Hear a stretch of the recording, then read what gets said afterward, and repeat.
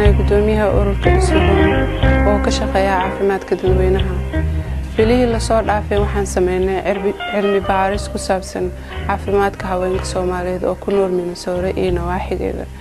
waxyaabihii ugu weynaa oo cilmi baaris iska soo baxay waxay ahayd oo gabdhaha dumarka Soomaaliyeed ay ka cabteen waxay qalitaanka looga dhaliyo ilmaha, taasoo ay ka cabteen in aan gabdhaha laga sugin foosho inay ka dhamaato oo qalitaan si degdeg loogu sameeyo.